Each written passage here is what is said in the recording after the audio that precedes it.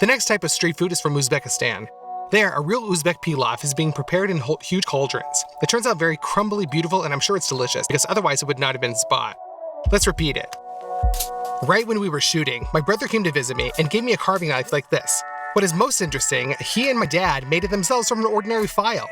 By the way, they also have their own channel. Therefore, after watching this video, follow the link in the description and see how they made a knife just for me. Well, let's check out and see our work.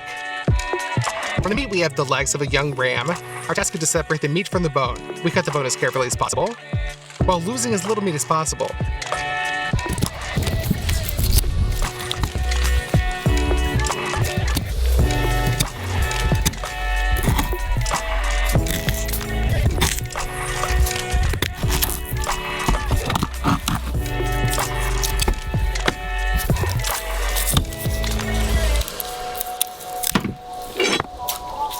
Done. Now cut the pulp into medium pieces.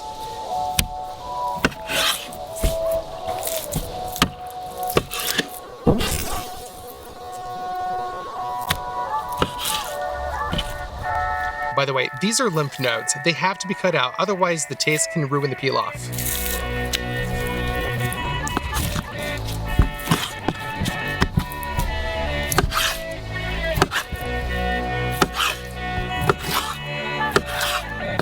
We put the meat on a tray, and repeat the same thing with the second leg.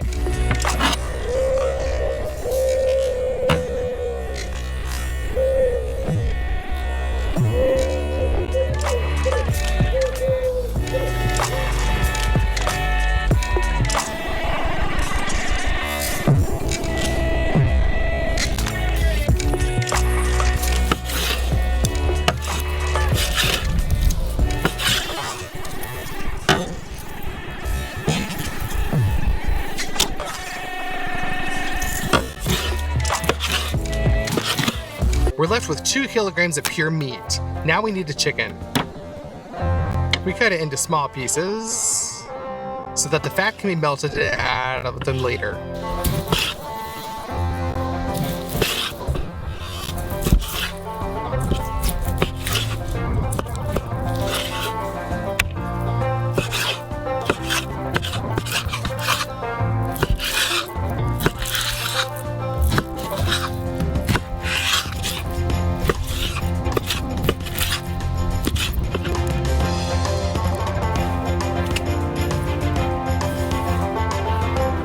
Done.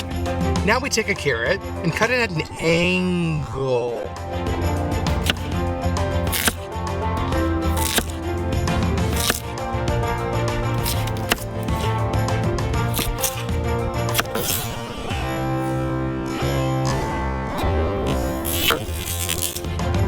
And then we julienne that.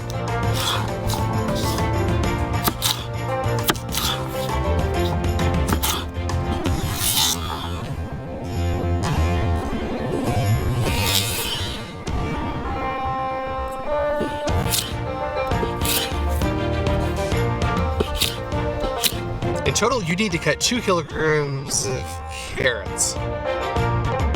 Transfer this to a bowl.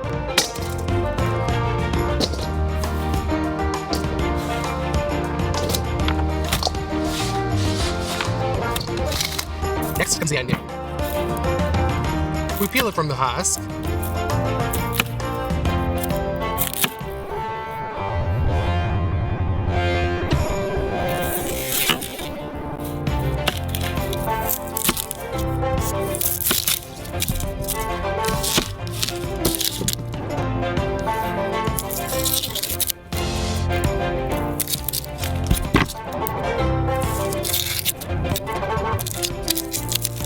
Slice it into half rings.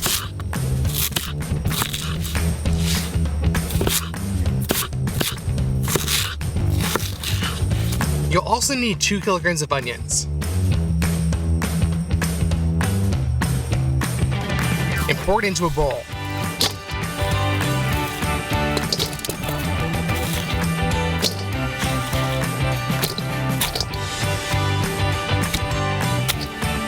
Now we need special rice for the pilaf. Pour it into a bowl, also 2 kilograms.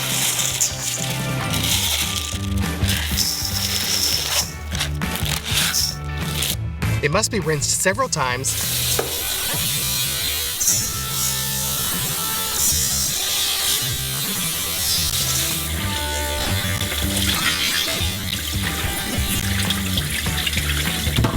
until the water in the bowl becomes more or less transparent. I'm going to drain it for the last time.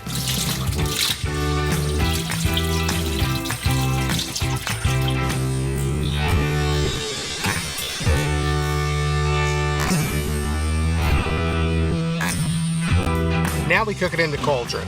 In a cold cauldron, we immediately dump the chicken. Now we chop some wood.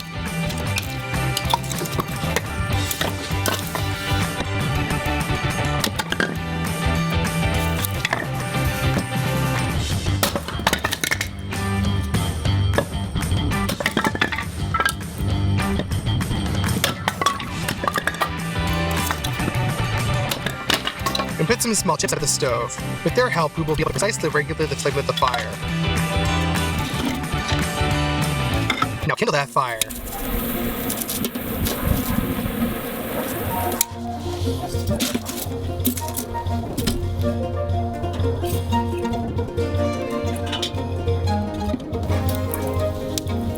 The fire is burning up. In the cauldron, fat begins to melt out of the chicken. After 20 minutes, the chicken was heated to the maximum. We remove the pork rinds and add in sunflower oil. And there should be about 600 milliliters of fat in the cauldron. We dump the meal into a hot cauldron. And just fry it for a couple of minutes until golden brown. At this stage, the maximum heat is needed. Therefore, we throw in some more chips. That's it. We've set our crust. Next, pour the onion into the cauldron. Fry for 3 minutes.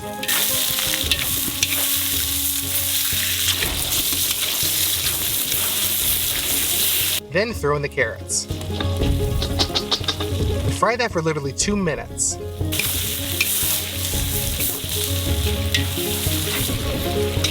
We put in the most important spice for our pilaf to the mortar, cumin, and rub it.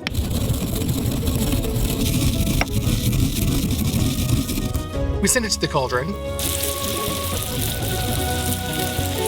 After that, we also pour in chili pepper flakes, ground black pepper,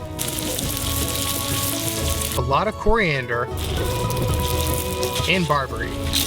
Exactly 1 day before cooking the pilaf, we soaked 0.5 kilograms of chickpeas. If this is not done, it's gonna be tough. We send it to the cauldron, fill it with water.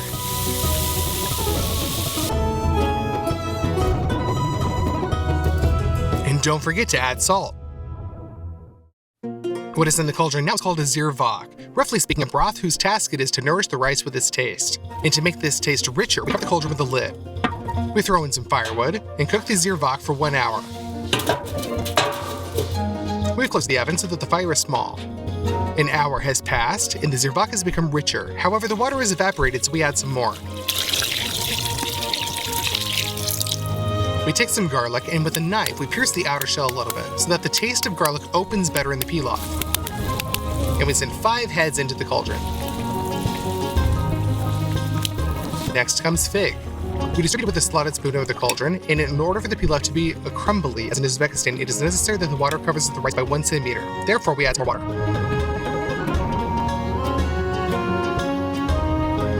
We also send some fresh chili peppers in there. That's it.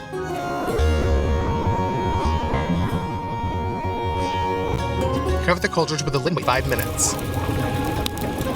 We remove the lid and pull all the rice onto the center of the cauldron with such a slide.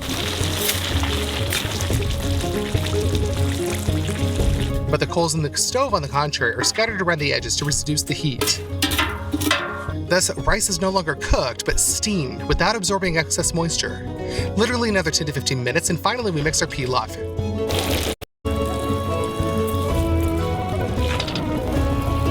And spread it onto a dish.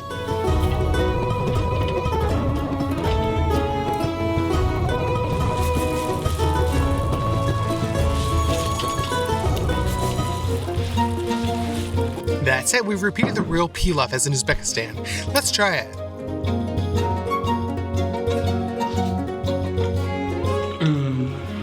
This is the most delicious pilaf I've ever cooked. It is crumbly, spicy, slightly sweet.